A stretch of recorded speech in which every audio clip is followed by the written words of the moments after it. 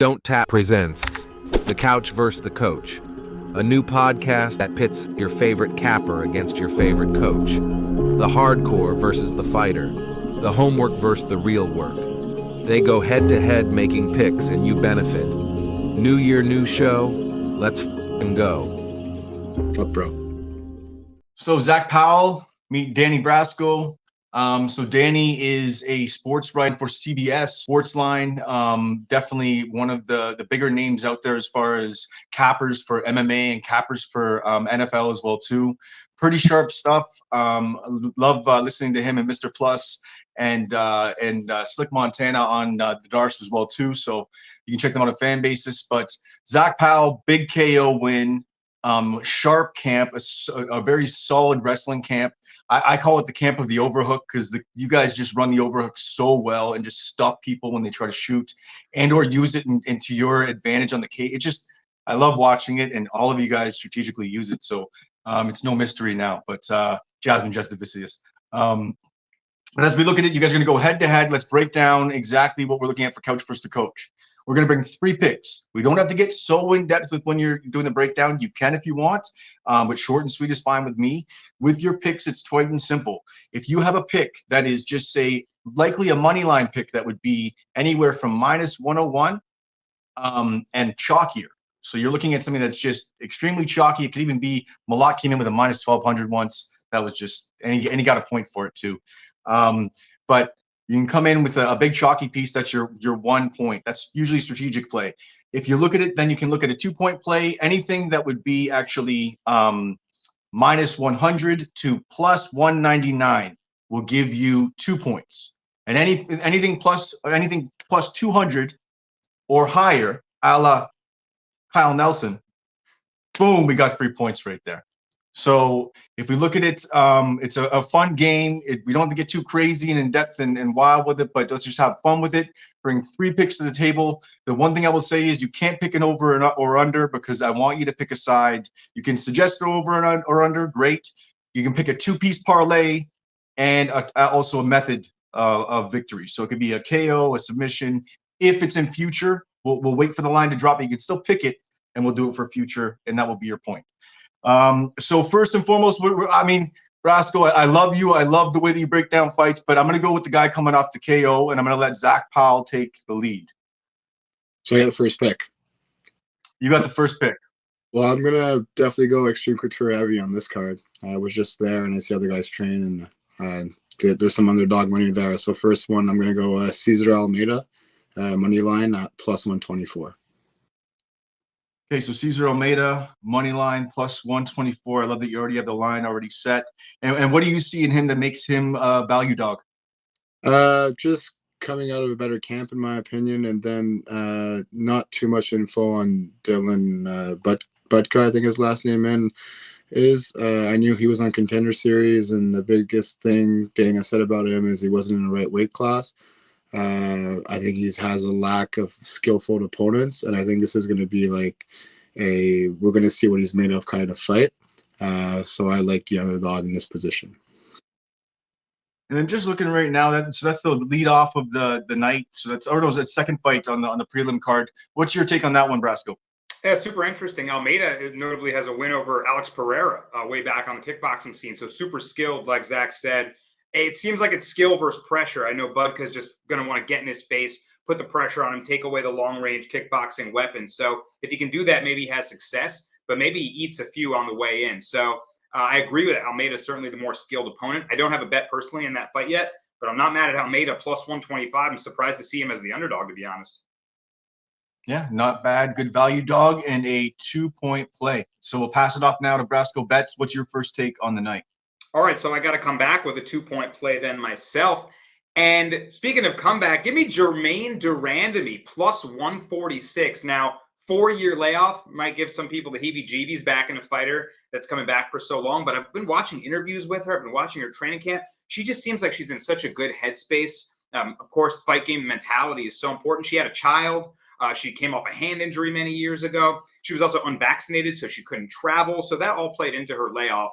And when she was fighting, she was at the highest level of women's bantamweight, which is sort of a thinning division, right? Women's bantamweight and featherweight, you don't really know what to do with that division anymore. So de Randamie coming back mixes things up in a major way, I think. I like her back on the scene. She's taken on Norma Dumont, who has rattled off a win streak now, but I haven't been overly impressed with any of her wins. You know, she's got a solid jab. She's got a good clinch game, but like I said, de Randamie's been fighting at the highest level. So if she's half of what she was before her layoff, I think she gets past Dumont and immediately becomes another title contender in bantamweight, featherweight, whatever they want to do with these bigger women. So I like de Randamie as a plus 146 underdog on her comeback here.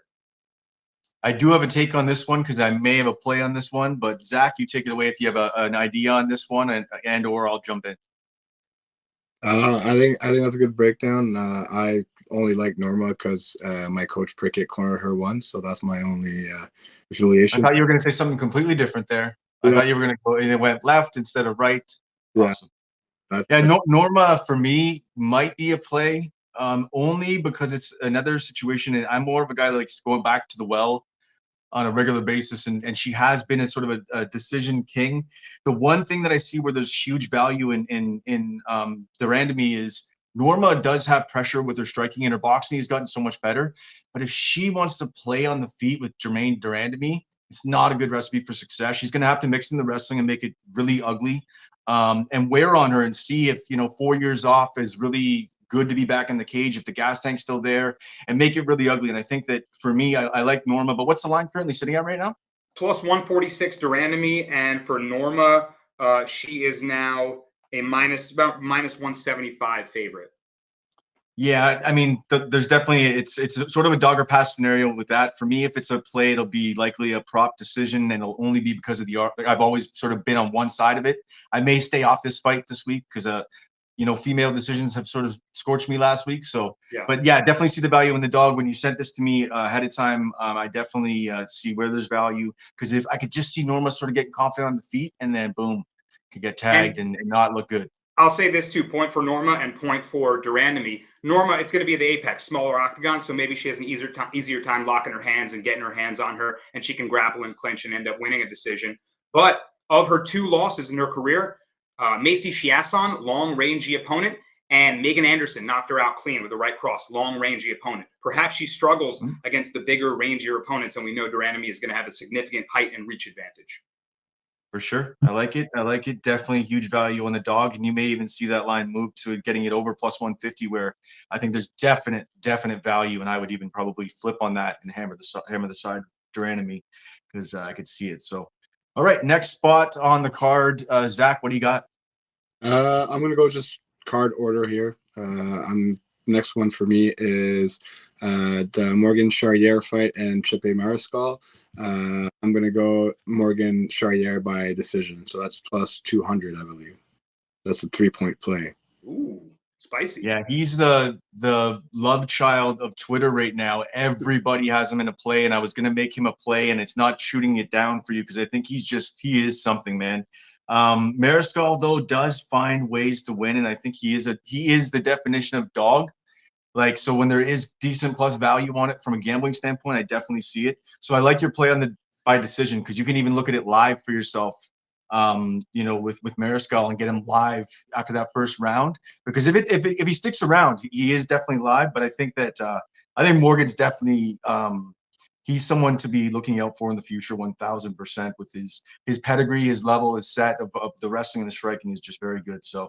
But Mariscal is definitely a live dog, and I may as well, Zach, if you want to touch on why you like Morgan so much, and then I will just let Brasco take over from there. I think he's very skilled. I think he's very good. I think he's the better fighter. I think just both guys are very tough. They're going to have a hard time putting each other away.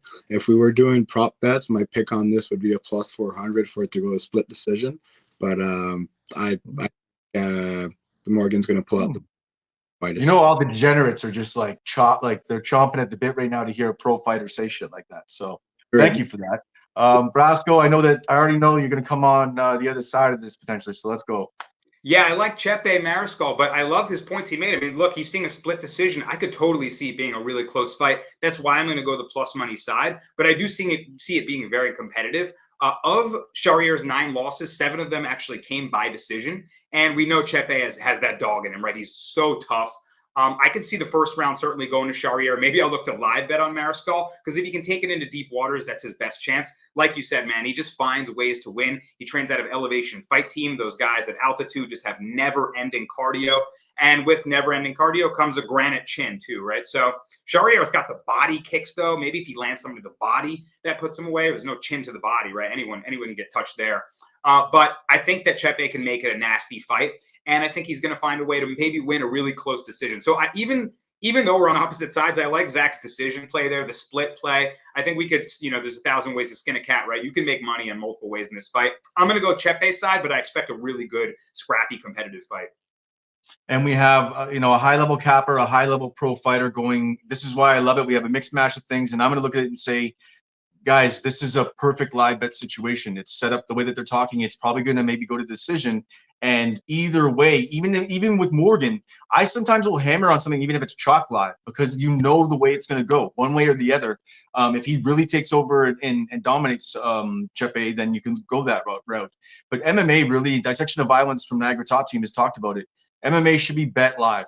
The best way to bet, the most accessible way to bet MMA is live, because you sort of see where it's going to go. And even if sometimes if it's at chalk where you do get that plus money or whatever it is, it's like, even if I lose 50 points on a guy, but I know it's going that route, I love the live play. And I think that this is going to be a fun fight to watch, definitely. And I want to see how Chepe deals with this. He is fun to watch. And Morgan, I want to see if he is really the guy that we talked about. So next play on the card, Brasco, Zach, what do you got for the table? Your third spot. I'm going to go with my boy Chris Curtis, KO, TKO at plus 325, I think, is what I saw it earlier. I think he puts Brendan Allen away again. I think it's short notice, and but Chris, he's been staying ready, man. He looks sharp in the room, and he's got the hands to put Brendan away.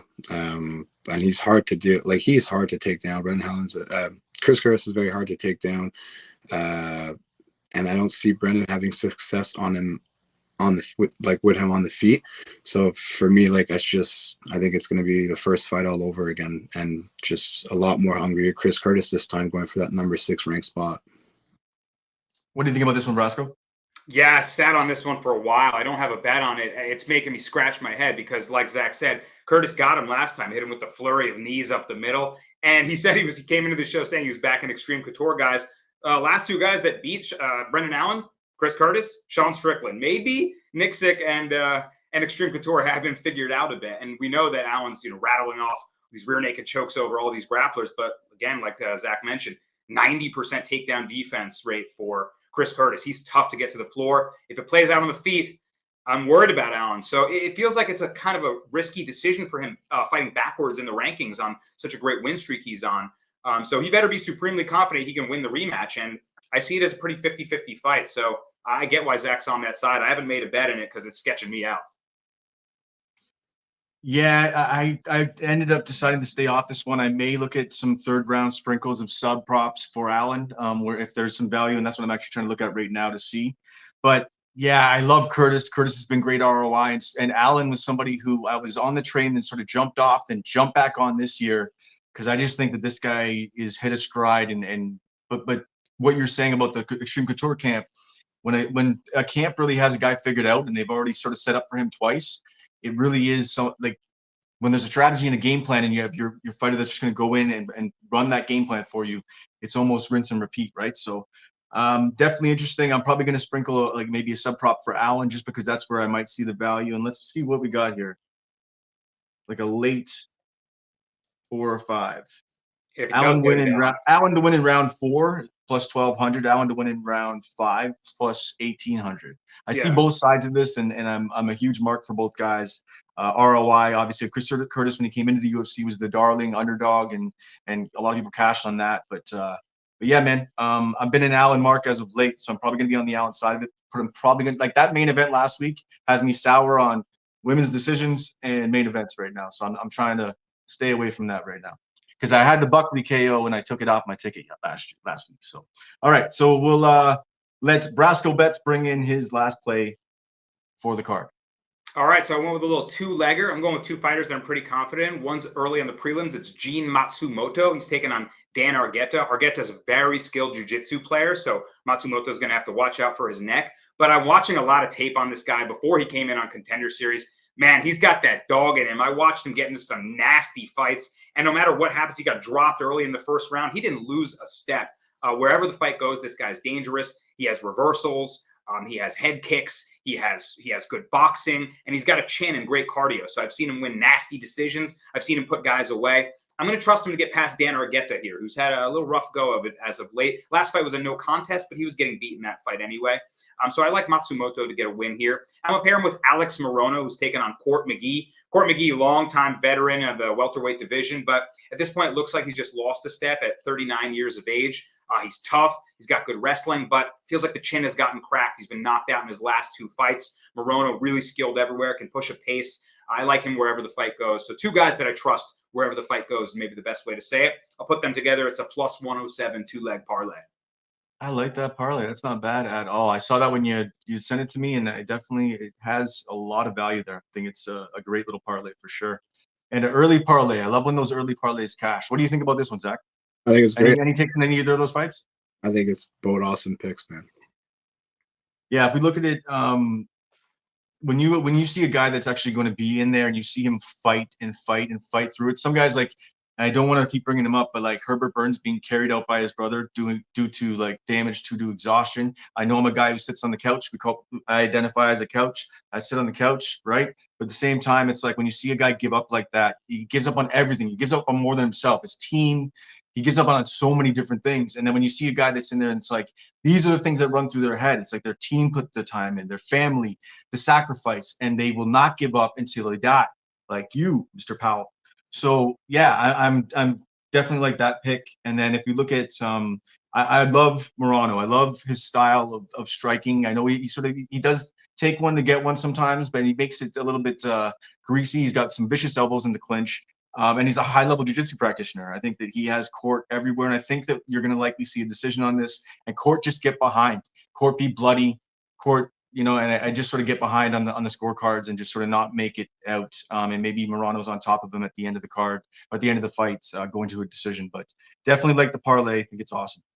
I like that you said that too about the card, like you're on the couch, right? Like I don't fight professionally. I just like boxing for some fitness, right? And even when I've sparred guys and my cardio is shot, I'm like, I'm lucky it's a spar, right? Like there's just nothing left. Like I don't have the warrior in me like Zach does, right? Like Zach, do you ever get pissed off when like you hear casual fans talking about cardio and like Not really, no. You guys it's like y'all are built different, you know what I mean? But if you look at it, that's why I think I like sorry, go ahead. You guys actually watch the sport, you guys understand it, so it's different. But like there's casual and then there's like have no clue what the sport even is. Those people annoy me more, but like casual people that watch the sport every weekend, like watch the show every weekend, they kind of get the gist of what's going on. And like, yeah, no, that doesn't annoy me. It doesn't piss me off. And then you have the hardcores like us. But when it comes down to it, that's why I love the sort of juxtaposition between, the pro fighter that goes in there and breaks down all the intricate things, and then the guy who's watching tape nonstop. There's value in both. Both invest time differently. One's obviously got a higher risk and putting their life on the line, putting their career on the line every time they go in the cage. But the reality is it's a good back and forth, and I just think it's a good concept, good idea. I love what you guys brought to the table this week. And so just to recap quickly, all I want you to do is just say what your picks are. And I think, Zach, you were sort of going prop heavy on it. So let me know if that was right on that. Say your three picks quick, and then Brasco, you say your three picks. Perfect. So this week I got Cesar Almeida money line. Then I got Morgan Charrier by points, and I also got Chris Curtis by KO TKO. All right, I got Chepe Mariscal money line. I got Jermaine Durandamy money line, and I got a two-leg parlay of Gene Matsumoto money line and Alex Morono money line. Perfect. And now we will see if it cashes. Sometimes going for the as much plus money as possible is a good strategy, depending on the card. And sometimes even playing it safe and just trying to get 1 or 2 points and going with real chalk has been the play as well too. But definitely appreciate both of your times. Zach, I am so happy for you and what the stamp you put on that last fight. I know you put in so much time and like I said, in behind the scenes with a lot of other people's careers because you're part of their camps. And now that you're starting to, get that crack and people are starting to see who you are. Let's go get a belt, get that knock on the door, Dana White Contender Series, and get in there and make a statement, man. 100%, bro. Man, thank you guys. Thank you so much for having me today. Definitely appreciate your time. And Brasco Bets, as always, one of the sharper cappers out there, one of the more entertaining shows live on IG. I believe is it every Friday? Every Friday at noon, my brother.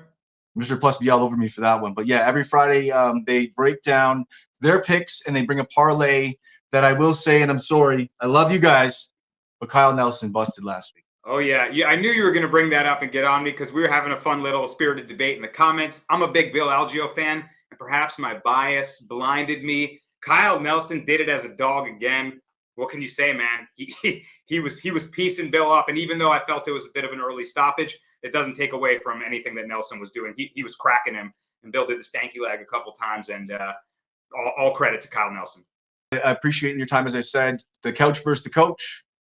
Tune into the Donttap podcast.